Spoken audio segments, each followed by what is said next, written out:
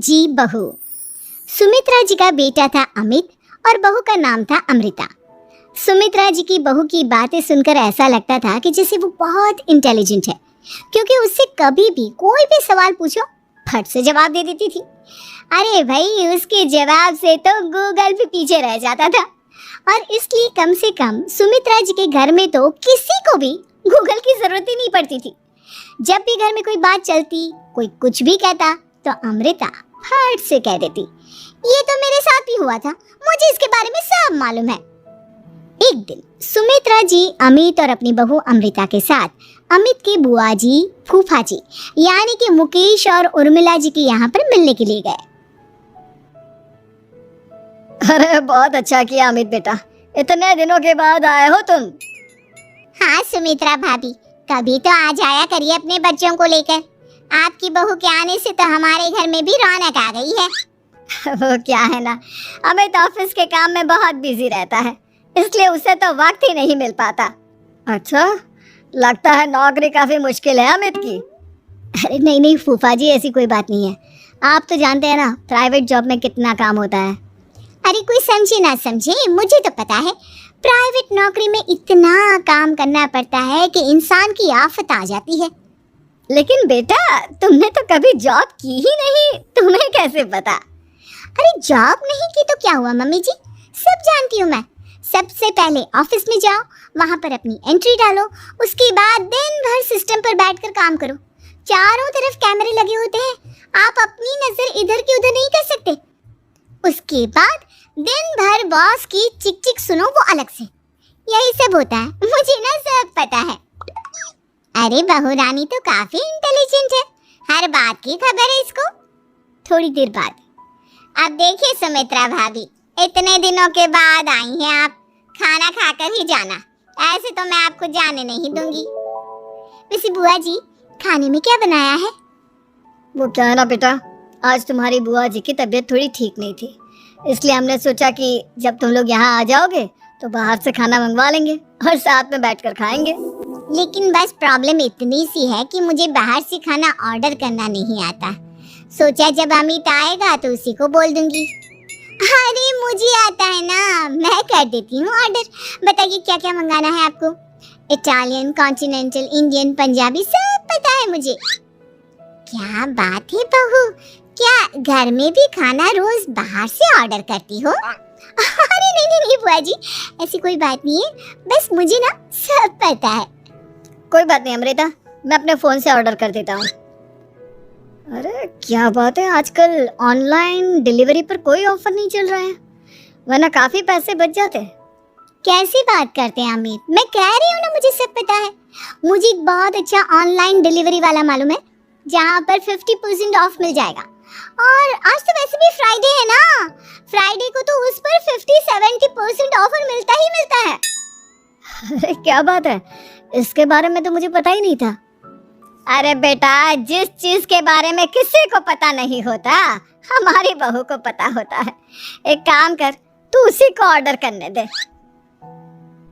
क्या बात है अमृता बेटा, तुम तो बहुत इंटेलिजेंट हो, सब कुछ जानती हो। कुछ दिनों के बाद सुमित्रा जी की कुछ सहेलियां उनसे मिलने के लिए आती हैं। अरे सुमित्रा बहन कैसी हो, बहू कैसी है तुम्हारी? अरे पूछिए मत, बहुत इंटेलिजेंट है मेरी बहू, सब कुछ जानती है। क्या बात है, बहू के आने के बाद तो औरतें दुखी हो जाती है, लेकिन तुम तो बहुत खुश लग रही हो। वो क्या है ना, मेरी बहू है ही इतनी अच्छी। अरे तो बुलाओ ना, हमारे साथ बैठेगी, बातें करेंगी तो हमें भी अच्छा लगेगा। सुमित्रा जी अमृता को बाहर बुलाती हैं और उसके बाद सब लोग बातें करने लगते हैं। क्या बताऊं, कुछ दिनों से घुटनों में इतना दर्द हो रहा है कि चला भी नहीं जाता। अब बुढ़ापे में तो ये सब चलता ही रहता है, क्या कर सकते हैं। आंटी जी, आप योगा करिए, योगा और साथ में ना काले तिल खाया करिए, आपके घुटनों का दर्द भाग जाएगा। लेकिन तुमको ये सब कैसे पता बेटा? अरे मेरे भी घुटनों में दर्द होने लगा था, मैंने योगा किया और काले तिल के साथ गुड़ मिलाकर उनके लड्डू बनाकर खाए, एकदम ठीक हो गए हैं मेरे पैर। अमृता, ये तुम क्या कह रही हो, इतनी कम उम्र में तुम्हारे पैरों में दर्द कैसे हो सकता है? अरे मम्मी जी सच कह रही हूँ, मजा आ जाए। ठीक है बेटा, अगर तुम कहती हो तो मैं ये करके देखती हूँ। मुझे सब पता है आंटी जी, ये मेरे साथ हो चुका है, इसीलिए तो बता रही हूँ मैं आपको, ऐसे नहीं बताती किसी को। कुछ दिनों के बाद अमित अमृता को अपने दोस्तों के साथ घूमने के लिए ले जाता है। क्या यार, क्या जिंदगी हो गई है। सारा दिन ऑफिस का काम करते रहो, अपनी हेल्थ पर तो ध्यान ही नहीं दे सकते। अरे क्यों नहीं दे सकते अपनी हेल्थ पर ध्यान? सब दे सकते हैं, इंसान चाहे तो कुछ भी कर सकता है। क्या बात है भाभी, आप इतनी श्योरिटी के साथ कैसे कह सकती हैं? अरे आजकल ना एक से एक एप्लीकेशन है मार्केट में, और जानते हैं उसमें कुछ एक्सरसाइज तो ऐसी बताते हैं जिन्हें आप अपने ऑफिस में बैठे बैठे, मेरा मतलब लैपटॉप पर काम करते करते भी कर सकते हैं। अमृता, ऐसी एक्सरसाइज के बारे में तो मुझे भी नहीं पता था, तुम्हें कैसे मालूम? अरे मुझे सब पता है, हर चीज की खबर रखती हूँ मैं, जानते हैं ना आप। लेकिन ऐसी कौन सी एप्लीकेशन है और ऐसी कौन सी एक्सरसाइज है भाभी? एक मिनट, मैं आपको अपने मोबाइल में दिखाती हूँ। अरे वाकई में भाभी तो सही कह रही हैं। देखो यार, इसमें कितनी अच्छी एक्सरसाइज दिखाई गई है। अपनी चेयर पर बैठे बैठे एक्सरसाइज भी कर लो, काम भी और हेल्थ भी। वाह भाभी वाह, मजा आ गया। लेकिन अमृता, तुम्हें इस बारे में कैसे पता? अब मेरे साथ जो चीज हो चुकी है उसके बारे में तो मुझे पता होगा ही ना अमित। मतलब तुम कब ऑफिस में काम करने गई जो तुमने ऑफिस करते करते एक्सरसाइज की? मैं जो किचन में काम करती हूँ अमित, घर के काम, वो किसी ऑफिस के काम से काम है क्या? बस मैं भी वो सब करते करते इनमें से कुछ एक्सरसाइज ट्राई कर लेती हूँ, इसीलिए मुझे सब पता है। सही है यार, तुम तो बहुत इंटेलिजेंट हो। कुछ दिनों के बाद, ये क्या है? एक दोस्त ने मेरे साथ एक मजाक किया है, लेकिन समझ में ही नहीं आ रहा। अरे बेटा, तो अमृता से पूछ लेना, उसके पास कोई ना कोई जवाब जरूर होगा। ठीक कहती है मम्मी जी, मैं सब जानती हूँ। लेकिन अमृता, ये थोड़ा मुश्किल है, सोच लो। मेरे लिए कुछ भी मुश्किल नहीं, दुनिया की कोई भी पहेली हो मैं चुटकी में सॉल्व कर लेती हूँ। अच्छा ठीक है, देखो मेरे दोस्त ने मुझे एक खाली पेपर दिया है और कहा है कि इस पर उसने मेरे लिए कुछ मैसेज लिखा है। अब एक बात बताओ यार, खाली पेपर पर, I mean, जिस पर कुछ भी नहीं लिखा हुआ, उसे मैं कैसे पढ़कर बताऊं? अरे बस इतनी सी बात, इसे तो मैं चुटकियों में सॉल्व कर दूंगी अमित। लेकिन कैसे बहू? इस पेपर पर तो वाकई में कुछ नहीं लिखा हुआ, एकदम खाली पेपर है, कैसे, क्या पढ़ोगी तुम? अमित, एक छोटा सा काम करो, जल्दी से एक मोमबत्ती लेकर आओ। अरे बहू, पेपर में आग लगाने का इरादा है क्या? नहीं मम्मी जी, इस पेपर पर अमित के दोस्त का लिखा हुआ मैसेज पढ़ने का इरादा है। अमित कैंडल लेकर आता है। अब ना बस इस पेपर को धीरे धीरे कैंडल के ऊपर घुमाते रहो, देखना 2 ही मिनट में मैसेज आपकी आंखों के सामने होगा। अच्छा ठीक है, मैं ऐसा करके देखता हूँ। 2 मिनट के बाद, अरे वाकई में इस पर तो अक्षर बनने लगे, लेकिन ये हुआ कैसे? और अमृता, तुम्हें कैसे पता? बहुत सिंपल है मम्मी जी, अमित के दोस्त ने नींबू के रस से मैसेज लिखकर उसे सुखा दिया। अब अगर मैसेज पढ़ना हो ना तो पेपर को आग के सामने ले जाओ और लेटर्स अपने आप उभर कर आ जाते हैं। वाह बहू, लेकिन तुम ये सब कैसे जानती हो? अरे मम्मी जी, जब मैं छोटी थी ना तो अपनी सहेलियों के साथ ऐसे ही गेम खेला करती थी। ये तो मेरे साथ कितनी बार हो चुका है, मुझे सब पता है। थैंक यू यार अमृता, तुम्हारी वजह से हमें कुछ भी सोचने की जरूरत ही नहीं पड़ती, तुम सब कुछ बता देती हो। कुछ दिनों के बाद सुमित्रा जी को अमृता के प्रेग्नेंट होने की खुशखबरी मिलती है और सुमित्रा जी अमृता को डॉक्टर के यहाँ लेकर जाती है। देखिए सुमित्रा जी, आपकी बहू की तबीयत बिल्कुल ठीक है, किसी भी तरह की चिंता करने की कोई ज़रूरत नहीं है, लेकिन हाँ, उनको आयरन वाली डाइट खाने की बहुत ज़रूरत है। ठीक है डॉक्टर साहब, आप बता दीजिए मैं अपनी बहू को क्या क्या खिलाऊं ताकि उसकी तबीयत ठीक रहे और आने वाले बच्चे की भी। अरे मम्मी जी, इसमें डॉक्टर से पूछने की क्या ज़रूरत है? किशमिश है, अनार है, पालक है, ये सब खाना चाहिए, आयरन का लेवल बिल्कुल बराबर रहता है। अरे वाह, आपकी बहू तो सब कुछ पहले से ही जानती है। ये तो बहुत अच्छी बात है। देखो, आयरन के साथ तुम्हें कैल्शियम भी खाना होगा, जानती हूँ मैं, अगर आयरन की खाली सप्लीमेंट लेते हैं और कैल्शियम नहीं लेते तो बॉडी उसे अच्छे से एब्जॉर्ब नहीं कर पाती। सब पता है मुझे। बहू ये भी मालूम है? हाँ मम्मी जी, आप तो जानती है ना, मुझे सब पता है। आपकी बहू की बातें सुनकर अच्छा लग रहा है। मुझे ऐसी बहुत कम लड़कियां मिलती हैं जिन्हें इतनी नॉलेज होती है, सारे सवालों के जवाब देती है। और हमारे इंडिया में तो वैसे भी हालात बहुत खराब है। बिल्कुल ठीक कह रहे हैं आप डॉक्टर साहब, लेकिन मैं उन लड़कियों की तरह नहीं हूँ। बहुत ख्याल रखती हूँ मैं हर चीज़ का।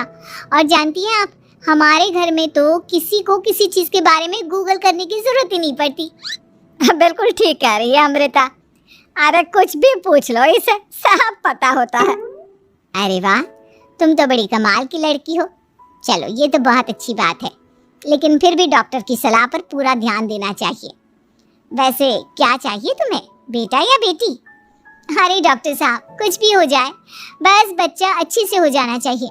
मुझे तो दोनों में से किसी से कोई भी परेशानी नहीं। और सुमित्रा जी आप? डॉक्टर मैडम, मुझे तो लड़के और लड़की में कभी भेद करने की आदत ही नहीं है। पोता है या पोती, मेरे लिए तो दोनों एक बराबर है। सुनकर अच्छा लगा। वैसे आप जानती हैं, हमारे यहाँ पर तो लोगों को बड़ी बेचैनी रहती है ये जानने की कि पेट में लड़का है या लड़की, लेकिन विदेशों में ऐसा नहीं होता। हाँ, वहाँ पर तो सब कुछ पहले से ही बता देते हैं ना। ये भी कोई बात हुई भला? लेकिन तुम्हें कैसे पता कि वहाँ पर सब कुछ पहले ही बता देते हैं? अच्छा हाँ, तुम तो सब कुछ पहले से ही जानती हो ना। तुम्हारे साथ तो सब कुछ पहले से ही हो चुका होता है। नहीं मम्मी जी, ये तो मेरे साथ पहली बार हो रहा है, इसलिए मैं ये डायलॉग नहीं बोल सकती। अमृता की बात सुनकर सुमित्रा और डॉक्टर दोनों हंसने लगते हैं।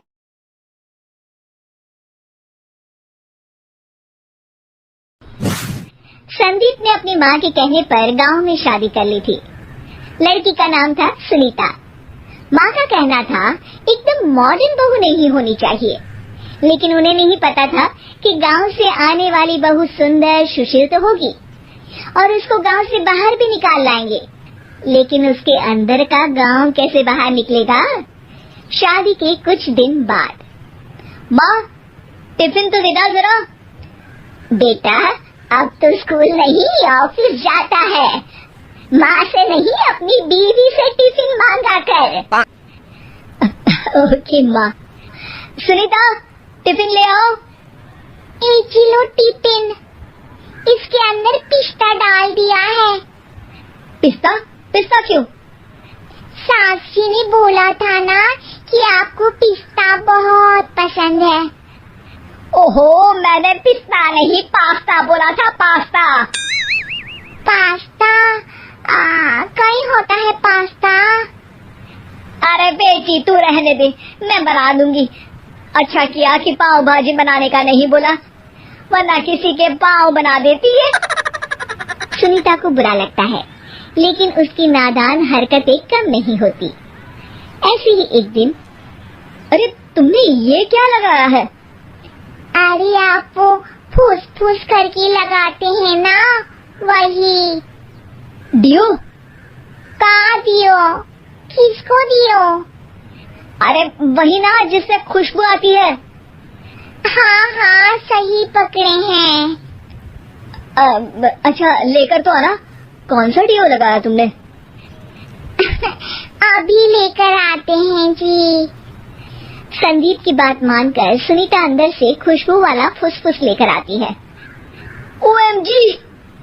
OMG मतलब ओ माय गणेश ना। अरे OMG छोड़ो, ये खुशबू वाला फुसफुस की बात कर रही थी तुम? हाँ, इसी की। फिर से सही पकड़े हैं। अरे देवी, लेकिन आप सही नहीं पकड़े हैं, ये डियो नहीं है। डियो नहीं है तो क्या लियो है?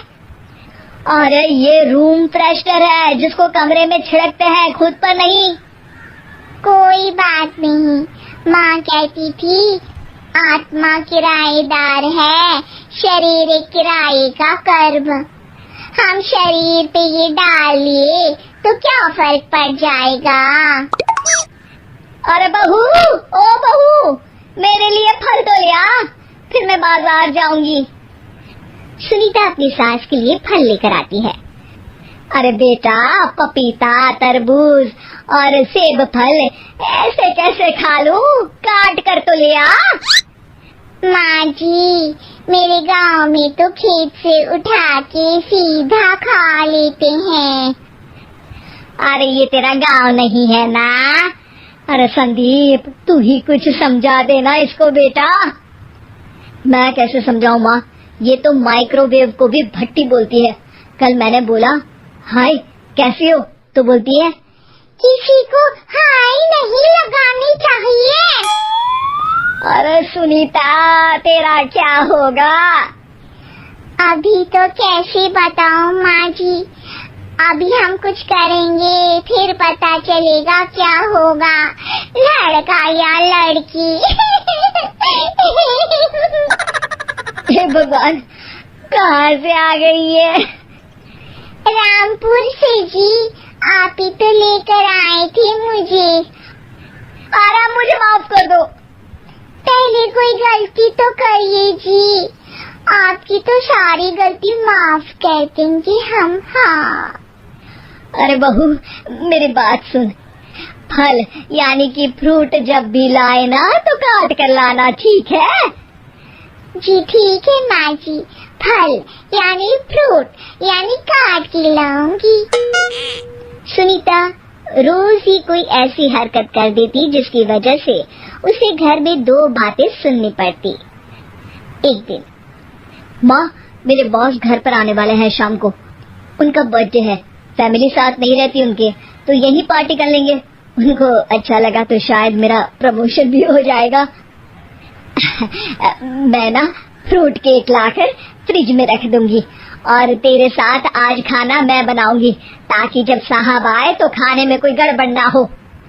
शाम को जब सारी तैयारियां हो जाती है, संदीप के साथ बड़े साहब भी घर आते हैं। आप फ्रूट केक तो ले आना बहू, फिर खाना खाएंगे। और इस सब की क्या जरूरत थी? आपने बुलाया वही काफी है। सर, आपका परिवार शहर में नहीं है तो हम ही आपके परिवार जैसे हैं सर। इतने में ही सुनीता फ्रूट केक लेकर आती है और बड़े साहब की टेबल पर रख देती है, और जैसे ही केक के ऊपर का बॉक्स हटाती है, ओह, ये क्या है? केक तो कटा हुआ है। मैं तो ऐसा नहीं लाई थी। आप मुझे शाबाशी दे सकती है माँ जी, मैंने ही केक काट दिया। आपने कहा था ना फल यानी फ्रूट यानी हमेशा काट के लाना, तो फ्रूट केक भी तो फ्रूट ही है ना, तो मैंने पहले ही काट लिया। होना मैं समझदार। अरे बहू, ये क्या किया?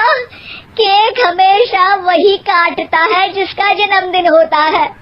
तुझे एक बात भी समझ नहीं आती, एक नंबर की बेवकूफ है। पूरा माहौल बिगड़ चुका था।